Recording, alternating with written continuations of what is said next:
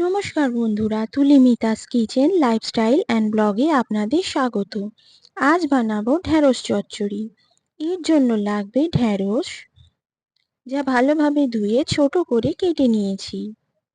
আর লাগবে আলু, আলুও ভালোভাবে ধুয়ে ছোট করে কেটে নিয়েছি। কাঁচা লঙ্কা চিড়ে নিয়েছি। আর লাগছে গোলমরিচের গুঁড়ো, হিং, নুন, চিনি, হলুদ গুঁড়ো এবং তেল। প্রথমে গ্যাস অন করে কড়াই বসিয়ে দিয়েছি। কড়াই ভালোভাবে গরম করে নিয়ে তাতে তেল দিয়ে দিচ্ছি। তেল খুব ভালোভাবে গরম করে নিতে হবে। তেল গরম হয়ে গেলে এতে কেটে রাখা আলু দিয়ে দিচ্ছি। আলু দিয়ে খুব ভালোভাবে ভেজে নিতে হবে। আলু ভাজতে ভাজতে এতে চেরা কাঁচা লঙ্কা দিয়ে আলুর সঙ্গে ভেজে নিচ্ছি। আলু ভাজতে ভাজতে হাফ সেদ্ধ হয়ে এলে এতে ঢ্যাঁড়স দিয়ে দেবো। ঢ্যাঁড়স দিয়ে আলুর সঙ্গে ভালোভাবে ভেজে নিচ্ছি।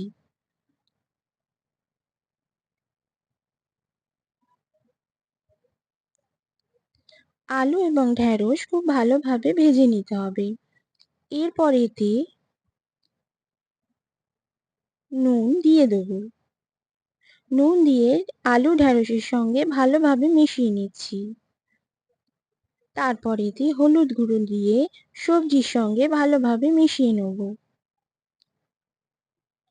নুন এবং হলুদ দিয়ে ঢ্যাঁড়স এবং আলুটাকে খুব ভালোভাবে ভেজে নিতে হবে যতক্ষণ না আলু এবং ঢ্যাঁড়স পুরোপুরি সেদ্ধ ও নরম হয়ে আসছে।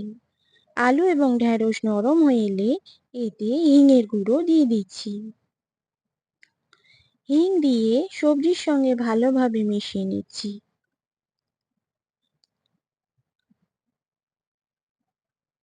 তারপর এতে গোলমরিচের গুঁড়ো দিয়ে ভালোভাবে মিশিয়ে আলু এবং ঢ্যাঁড়সকে ভালোভাবে ভেজে নিতে হবে।